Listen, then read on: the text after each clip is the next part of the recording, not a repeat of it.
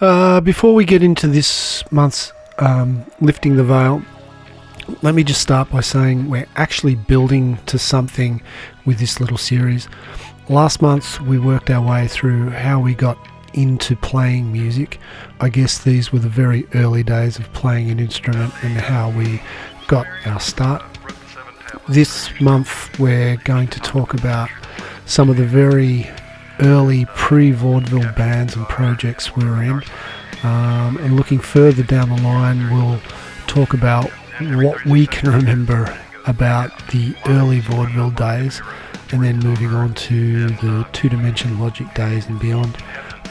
We'll probably break the Vaudeville era up into two parts, pre-two-dimension logic and then the two-dimension logic days. Dave and I really can't go beyond that other than to speak about what we thought of the recordings after that period, because we weren't really there and we weren't involved in the band beyond that point. So let's get started.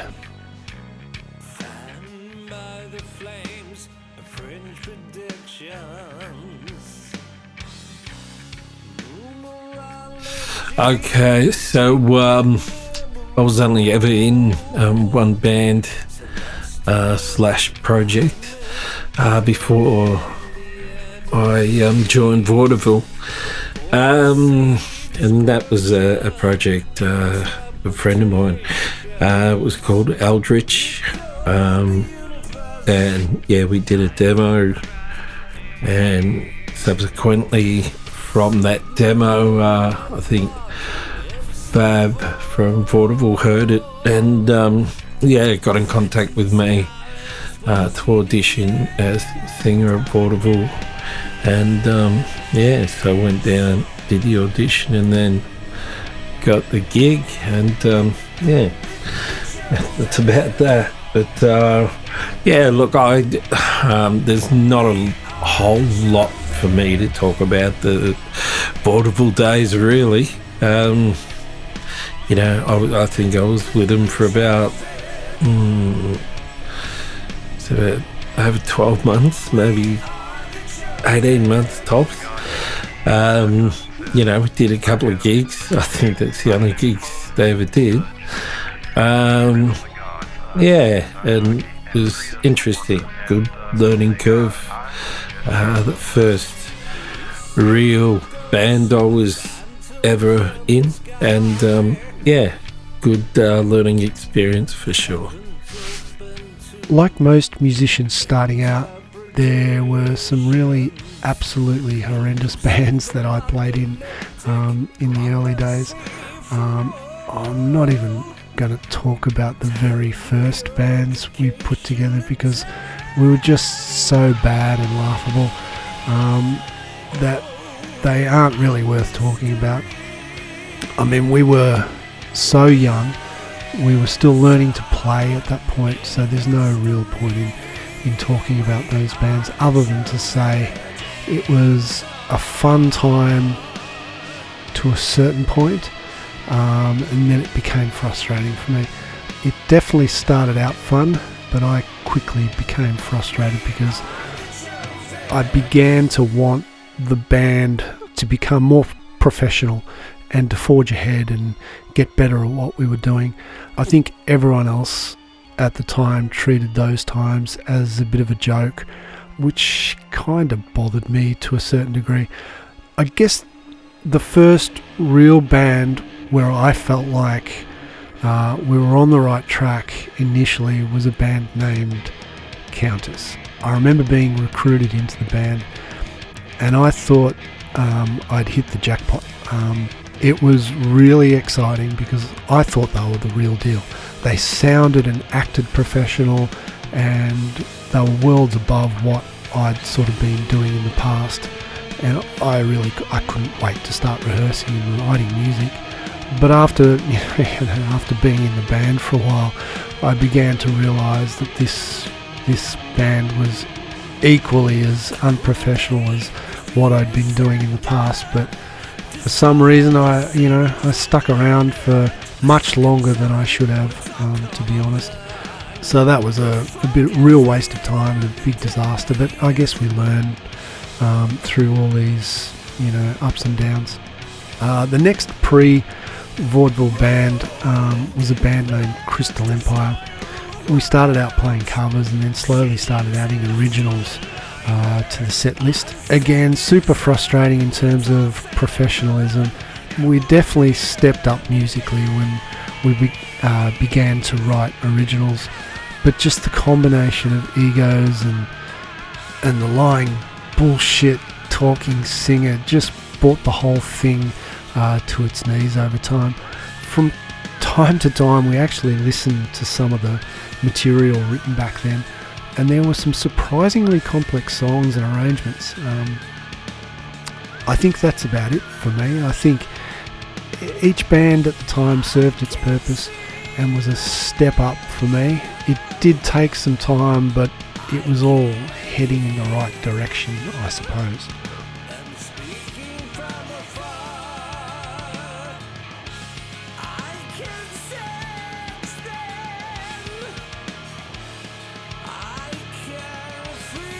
Yeah, I really don't know. I doubt anything we were writing at the time would have made a dent in the music scene worldwide.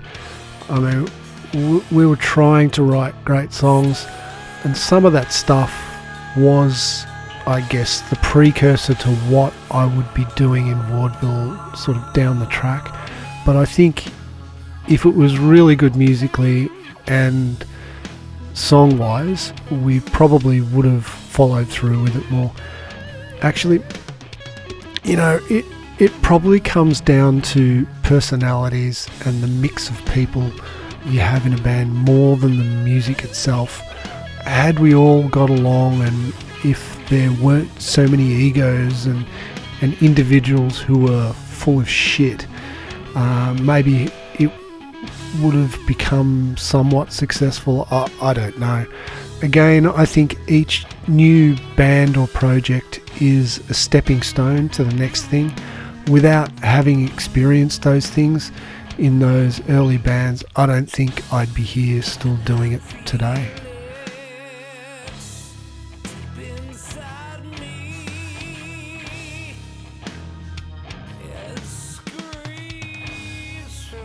Yeah, we played a couple of shows here and there, but for the most part, each band sort of fizzled out before it had a chance to grow into anything of importance.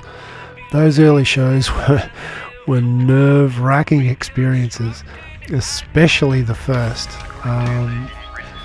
The build-up to that show was like waiting on death row. Just super nervous. We're all shitting our pants, and nothing can prepare you for what it feels like to play on stage, especially for the first time. It's a very surreal experience when it first happens. What shocked me the most was how it sounded from the stage. When all you've ever done is rehearse in a studio, you get very familiar with the sound and your place sort of within it. But when you're on stage for the first time, the sound is completely different, especially when the foldback is terrible. It's such a shock to the system. And then you add nerves in on top of that. It's a recipe for disaster. But I think we got through it okay. A few fuck-ups here and there, but we survived. Just.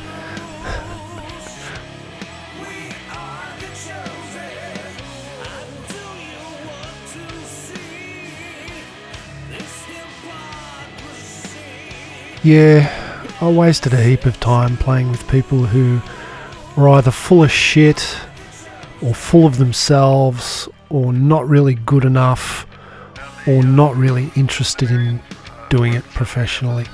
But you can't change your past. You just have to learn from your past and try to do better as you move forward. Each one of those early bands led to the next thing, and you've just got to move forward and get better with time. Some of those bands I should have let go sooner and not wasted as much time trying and hoping that they would turn around and morph into something professional. But, other than that, not really. We had a lot of fun also during that period. Lots of drinking and silliness. But ultimately, I wanted more, and I think as I developed as a musician, I just wanted to keep leveling up. It is what it is. I don't blame anyone along the way, and I don't really have any regrets. I think you just need a little bit of luck along the way as a band or a musician. There are points in time when things could have exploded, but it just wasn't to be. I think looking back, the one thing I do slightly regret is not being able to make it to the stage as often as I would have liked. I've played in bands for most of my adult life, but haven't played live that many times. I would have loved to have played regular gigs and to have had the opportunity to really get good and comfortable at performing live. Unfortunately, that wasn't to be.